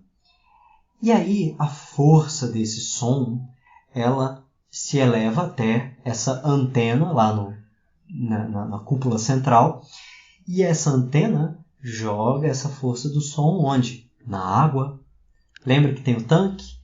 Na água que está ao redor do templo. E a água é um meio extremamente sensível, né, ao som, inclusive. Então, onde é que nós entramos para nos banhar? Na água. E aí, a primeira vez que eu estava lá, eu fui muito cedo para aproveitar bem esse horário, assim, a qualidade da força desse horário, que era ali entre 3 e 4 da manhã. Eu entrei nesse espaço que é chamado Sarovar, esse tanque sagrado, e aí a gente entra ali até o pescoço, né, naquela água, joga um pouco de água, joga para trás 7 vezes, abençoando 7 gerações para trás, e joga também para frente, abençoando 7 gerações à frente. E você então se seca. Entra e de roupa? Sai. Não, você fica de roupa de banho. Tá, legal. E aí tem separada a área dos homens e a área das mulheres. Legal. E aí cada um vai no seu ritmo, sabe? A pessoa se situa ali, entra, depois se seca, veste a roupa e vai. E eu fui caminhando pelo tempo e estava muito cedo. Então eu falei, eu vou voltar para o hotel, para depois eu tomar café, está muito cedo ainda, vou dormir mais um pouco. Voltei para o hotel que ficava bem em frente. E aí, quando eu fui deitar para dormir, eu escutei um som. E eu pensava, é o som do celular? Eu deixei algum mantra tocando? Não, eu não liguei o celular. Será que é o som do templo que está ali perto? Não, mas esse som está aqui. Ele não está lá. Eu consigo perceber o som a alguma distância, mas tem um outro som que está aqui. E nisso eu já tinha deitado. E aí eu percebi que era o meu corpo. O meu corpo vibrava. Não é exatamente um formigamento, era como um movimento de ondas. Tinha uma temperatura, tinha um movimento, tinha uma força ali. E tinha um som, onde claramente eu conseguia escutar. Era um som de dentro para fora. Não era um som no ambiente. Sim. E esse som era em 2 ondas. Sat Nam Vaheguru. E isso é exatamente um mantra, né, que a gente tem no Kundalini Yoga, que tem no Sikhismo. E o significado disso é Sat é verdadeira, Nam, identidade. Vahe Wa é um êxtase, como uau, uau, né? É uma epifania. Gu vem de Guna, que é caverna, escuridão. Ru vem de Ira, que é sol. Então, o significado desse mantra é: uau, eu sou a força que me atravessa da minha própria escuridão para a minha própria luz. E essa força é a minha verdadeira identidade. Uau. Nossa, muito E aí eu forte. escutei esses sons e pensei, caramba, é meu corpo. E dali a pouco relaxei, dormi. e nos dias seguintes, nas outras vezes entrando ali, eu não tive essa experiência com o som, exatamente. Mas depois, conversando com alguns professores, eu soube que essa experiência está literalmente registrada, escrita na própria escritura. Essa, inclusive, que eu mencionava, né? Que é chamado Sri Guru Granth Sahib. Essa escritura. Está escrito ali. Esse estado é um estado de Simram. Simram é você permanecer na frequência do nome divino. Do mantra. Do mantra. Sim. Então todos esses mantras, esses sons, são nomes divinos. Então, que é mais um ponto de conexão com várias outras tradições, né? A questão de nome divino. Então, quando esse som, essa identidade sonora, essa força flui através de você, continuamente, isso é Simram. Esse é o objetivo, né, de meditar. Esse é o objetivo de toda a prática. E é claro que a gente não precisa ir até a Índia, ir para algum templo para ter uma experiência espiritual. Nada disso. Porque o grande yatra, a grande viagem espiritual que a gente faz é dentro da gente mesmo. Sim. Essas viagens externas, elas são uma ferramenta, são um auxílio, mas nenhuma delas é mais importante do que aquela, claro, que a gente faz dentro da gente mesmo. Sim.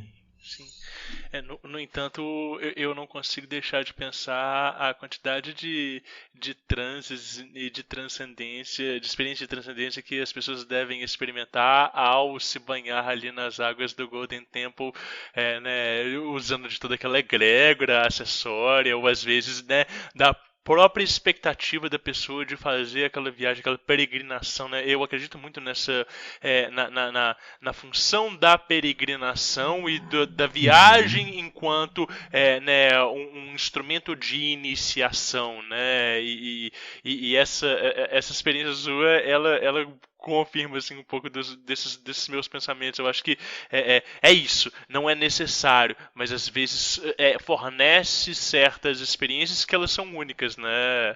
Exato. E a Índia assim, sempre foi um lugar muito, muito especial para mim. Mas é curioso, eu tenho uma professora que dizia assim que atravessar o campo eletromagnético da Índia para chegar na Índia é mais forte, talvez, do que atravessar o campo eletromagnético da Terra.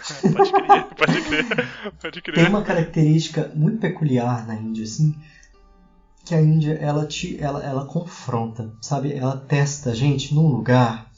É o território dos contrastes, onde eles estão completamente evidentes. Você está ali tendo uma experiência extremamente sutil. Quando você dá 2 passos, você tem uma realidade mais chocante, mais pé no chão, ou abaixo disso do que a gente possa imaginar. Então você está ali sentindo um cheiro, um perfume maravilhoso, que é a simples fragrância de umas flores, e aí você já dá de cara com esgoto. Então, assim, esses contrastes eles estão presentes o tempo todo. Mas é muito interessante, porque a questão é como a gente, mais uma vez, lida com o desconhecido. Então, quando a gente se abre, né, para a experiência, a coisa flui. Então, por exemplo, procurar um endereço na Índia é uma tarefa muito engraçada, porque não tem numeração, como a gente tem aqui, né, das casas, é tal número. Muitas vezes, né? muitas vezes não tem, muitas áreas não tem. E aí você procura a loja do Sukhvinder, que é parente do Parvinder, né? E são assim, os nomes todos muito parecidos, os lugares todos muito parecidos, e a gente pode andar em círculos, mas a grande premissa é, eu confio no passo que eu dou, sabe? Se a gente pergunta, se você chegar na Índia e perguntar o endereço para qualquer lugar que você perguntar para ele, como eu vou para tal lugar, ele vai dizer, go straight ahead, né? Segue em frente. E é impressionante, porque todas as vezes que isso aconteceu, seguindo em frente, chegava, né? Então já teve situação onde o seguir em frente incluía passar no meio de uma zona rural, passar no meio de um lugar onde você fala, gente, a cidade ficou para trás. Mas você continua, e aí você passa outra pessoa, você pergunta mais uma vez, segue em frente. E aí quando você se rende e fala, eu vou seguir em frente. E você segue em frente, você dá de cara com o lugar. Que demais. Né? E então, assim, tem uns ensinamentos que, se a gente estiver aberto para eles vão chegando com muita profundidade e de uma forma muito simples, né? Mas o ponto de partida é a gente estar aberto para eles. Maravilhoso. Nossa, sensacional demais. Bruno, eu queria falar sobre Diário Mágico, e eu sei que você tem algumas vivências novas por aí. Que tal? Vamos falar disso? Sim, bora. Maravilhoso. Maravilhoso. Legal.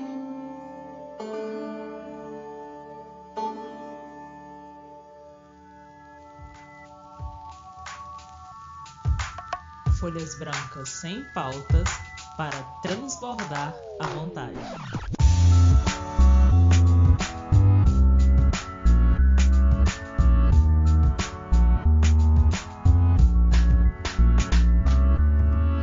Então. Conta-me. Certo. Eu, de algum modo, eu sempre busquei registrar, mas eu sou daqueles que registra os primeiros dias e depois acaba deixando de lado, aí depois volta a escrever. E para eu ficar confortável com a minha forma de funcionar nisso, é um processo, assim. Agora que eu acho que eu estou lidando melhor, mas assim, a minha escrita é um pouco árabe. Eu vou de trás para frente, de baixo para cima. Eu escrevo, começo escrevendo lá para frente em um caderno, depois eu volto para trás. Então tudo se mistura um pouco, sabe?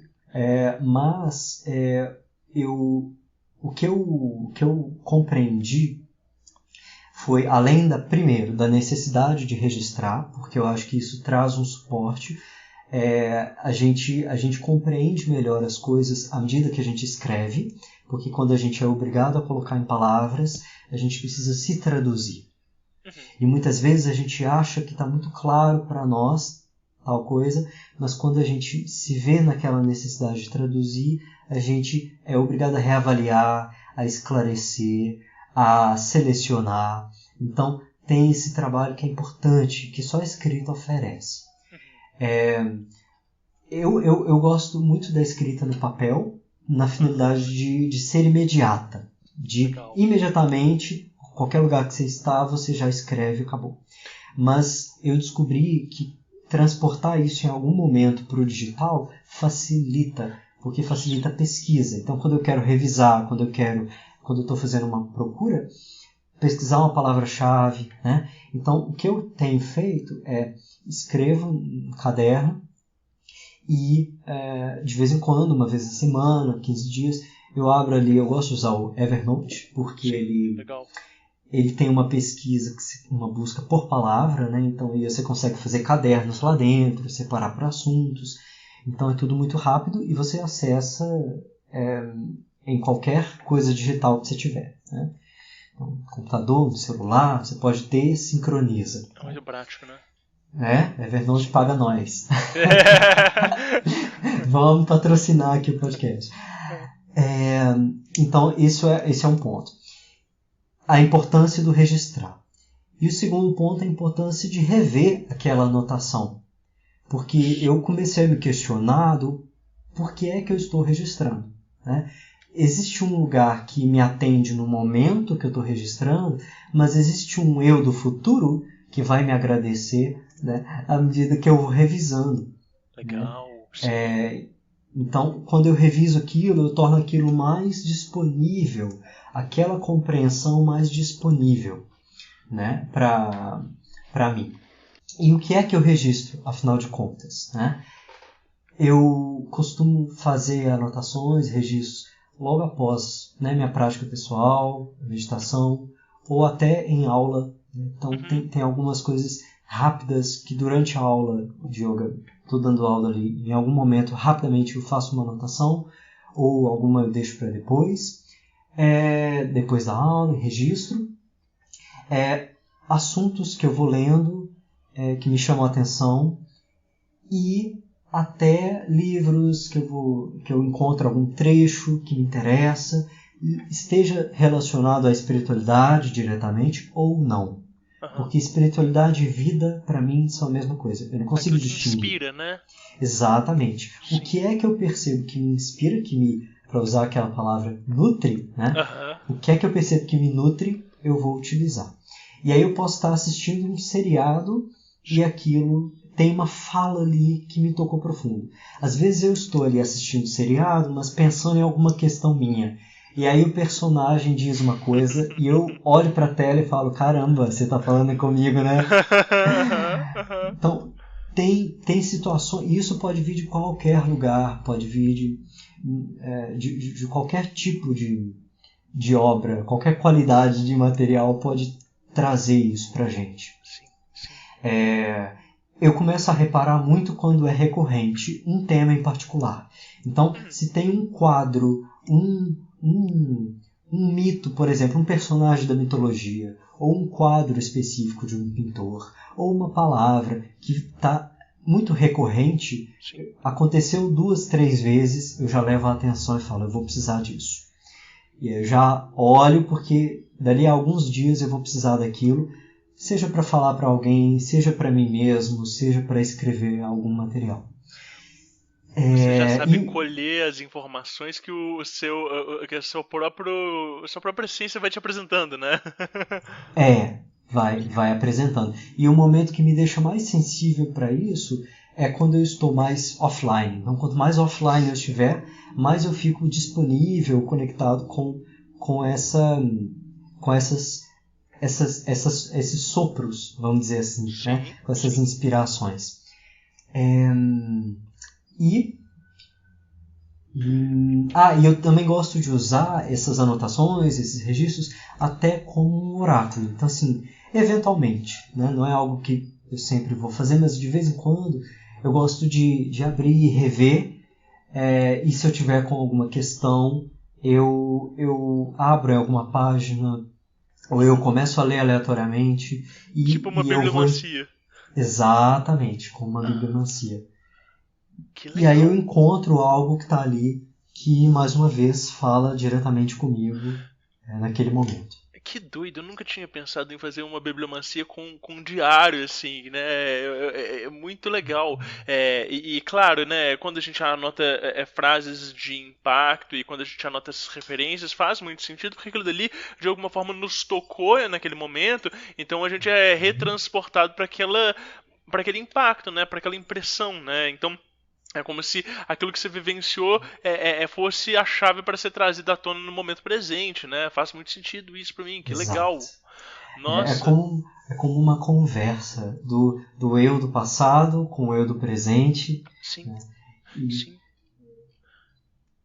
Eu acho que é importante, eu acho que isso vai abrindo espaço para a gente, o tempo todo, revisar, rever, olhar mais uma vez, porque às vezes a gente procura, ainda mais hoje em dia, é um novo material, é o curso que eu não fiz, o livro que eu não li, o material que eu não acessei, que vai me oferecer algo. Às vezes o que a gente precisa está ali à nossa volta. Né? Aliás, talvez eu possa dizer sempre, mas assim, né, eu gosto da novidade, mas às vezes a novidade está mais perto do que a gente imagina. E talvez essa coisa da gente conseguir revisitar o passado constantemente, aprender a partir dele, aprender a partir das nossas anotações, seja também uma forma da gente quebrar essa ilusão de linearidade e nos reconstruir, né? Da gente não ter esse apego a uma história pessoal tão contada de uma forma certinha, né? Às vezes nos permitir recontar as histórias ou nos permitir interpretar novos fatos sob uma luz de uma consciência mais lúcida, né?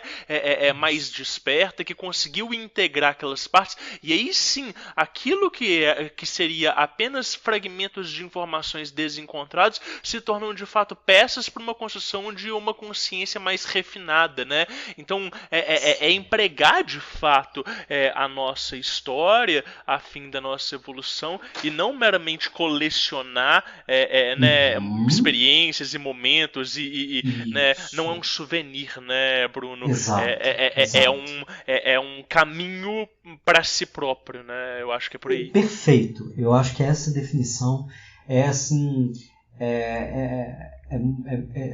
exatamente por aí. Eu acho que é muito completa, assim, é um caminho para si próprio, porque aquilo que nos chama a atenção é exatamente aquilo que está dentro de nós. A gente vai se encantando com essas coisas porque elas estão dentro de nós, né? Inclusive, uma forma nova que eu estou encontrando para registrar, agora com você falando que eu me lembrei, que não só a escrita desse modo, mas eu comecei a registrar, às vezes, algum áudio. Então, por exemplo, se eu estou numa aula que está muito interessante e eu quero guardar não só aquela anotação, mas assim a sensação e a experiência, eu gravo ali uns 20 segundos daquela aula, por exemplo, né? ou uma foto. Quando eu estive lá no Golden Temple, esse templo que eu mencionei, no último dia eu dava voltas no templo com um gravador de celular, gravando os sons dos músicos tocando, das pessoas caminhando enquanto entoavam algum mantra baixinho, os sons das pessoas lavando as panelas que iam preparar a comida para as pessoas, o som da água, sabe, circulando no espaço e guardando aqueles sons. Talvez o áudio em si seja menos importante, mas a questão é a forma como a gente se conecta, sabe? Dedicar um tempo para falar, eu vou guardar essa experiência numa cápsula, sabe? Olhar para uma pessoa e tirar uma foto daquele momento onde ela está ali completamente presente com ela mesma. Ou mesmo que não seja foto, né, diretamente, né, muitas vezes nem vai dar para fazer isso, a gente está tirando foto das pessoas, mas assim, a nossa atenção, o nosso olhar, sabe? Sim. E aí aquela imagem vai estar ali para nós. Porque quando a gente olha para uma pessoa conectada consigo mesma, quando a gente escuta uma pessoa conectada consigo mesma, ou quando a gente lê, a gente também se conecta conosco. Sim, maravilhoso, sim. Porque a conexão ela é única, né? É por isso que às vezes, né, a função dessa prática em conjunto ela traz tanta potência, né? E é por isso que a coisa da aula do Kundalini, né, Yoga, quando você tem todas aquelas pessoas naquela mesma frequência, né, no mesmo trabalho, aquilo dali mobiliza tanto, né? Porque muitas vezes o trabalho que o outro está fazendo nele mesmo vai ressoar com algo que precisa ser trabalhado em mim, que eu ainda não tenho consciência. Esses insights eles se, né, disparam, né, quase que por uma transmissão direta, né? Quase não, é uma transmissão direta, né? Exato. A gente tem uma frase no Kundalini Yoga que é assim: se a sua presença não funciona, não são as suas palavras que vão funcionar. Maravilhoso. Essas frases assim a gente chama de Gatka, Gatka são as artes marciais dessa região do Punjab, né, do norte da Índia. Então, assim, é onde você rapidamente, aquilo ali é como uma flecha, é como o corte de uma espada, é algo Sim. reto, direto, que fala conosco, né? E é isso, assim, a gente fica muitas vezes buscando, nossa, na espiritualidade, então, isso é terrível, isso é muito frequente, criar uma nova palavra, né? Então, eu vou pegar uma coisa, vou criar uma nova palavra, vou dar uma nova roupagem, para me diferenciar, né? Sim. Só que, na verdade, o caminho para a gente se diferenciar é a gente estar conectado com a gente mesmo, né? E então, assim, o que precisa funcionar é a nossa presença. E a presença só vai funcionar quando a gente está ali inteiro, onde a gente estiver, né? E isso não é uma coisa fácil, não é uma coisa simples, mas também não é uma coisa difícil. Não é uma coisa difícil, porque esses conceitos, eles existem só na nossa mente. Essa coisa de fácil ou difícil, né? Pergunto para os alunos, quantas coisas a gente já disse que era difícil, depois que estava feito, falou que era fácil? E quantas vezes que a gente, o contrário, né? Então, esses conceitos pouco importam. É fácil ou é difícil. A questão é o quanto que eu estou conectado comigo e me reconheço pronto para fazer. Se eu não me reconhecer pronto, tudo bem, não tem problema. Vou buscar meios, se aquilo faz sentido, eu vou buscar meios de fazer. Mas a questão é a nossa presença estar ali, né? Garantir a nossa presença, comparecer. Sim.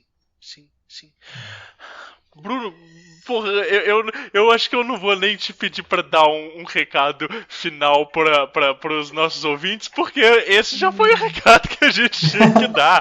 Então eu queria te pedir pra falar como que as pessoas te encontram, né? Você dá aula de Kundalini Yoga agora, online e tudo, então as pessoas têm essa possibilidade e além disso tem o recomendadíssimo Instagram da Casa Prisma, que você posta um monte de conteúdos sensacionais, eu mesmo compartilho um monte de coisa lá. Então eu queria que você falasse assim, um pouquinho dessa presença sua digital, como que as pessoas podem te encontrar, saindo aqui do episódio, né? Elas vão lá e tal. Conta pra gente, cara.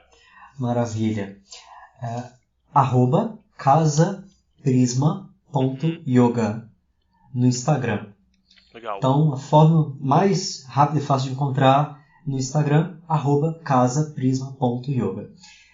Partindo da ideia de que nós somos esse prisma, né? A gente é essa instância onde a luz passa através de nós, então ela se distribui, se expande. E aí vai tomando tonalidades diferentes, né? E aí tem aulas online, aulas presenciais também, nos sábados. E também faço atendimento com o tarô, também tem uma leitura que eu estou absolutamente apaixonado, de leitura de animais de poder, do xamanismo. Então é um mapeamento da pessoa, eu não preciso saber absolutamente nada sobre ela, mas a partir do momento que a pessoa entra em contato, mapear aquela pessoa e ver quais são os arquétipos, as forças animais que compõem aquela pessoa, tanto no seu lado mais positivo, quanto no seu lado que ainda precisa, que demanda mais ser desenvolvido. E uma vez mapeado isso, a gente consegue direcionar a nossa até utilizar melhor a nossa identidade, direcionar melhor a nossa força. Nossa, sensacional. Meu querido irmão, eu não tenho palavras para agradecer a sua presença. Foi muito, muito bom, foi muito gostoso. E espero que você tenha gostado também. Muito obrigado por disponibilizar esse tempo e compartilhar essa quantidade de histórias com a gente. Demais, eu adorei. Eu gosto demais de conversar com você. Igualmente. E eu aprendo demais com essas trocas. E eu fico feliz e eu espero que possa servir e apoiar as pessoas que vão ouvir. E fico super disponível para a gente continuar nessas trocas, nessas costuras, porque enfim, isso agrega demais. Eu acho que não tem vida fora disso, desse tipo de troca, desse tipo de conexão, igual a gente falou, conexão significativa. Isso, né? Eu acho que é isso que dá sentido para a vida, né? E eu vou esperar mais áudios dos Faixas Abertas. Maravilhoso, fico feliz. Muito obrigado. Vamos junto. Legal.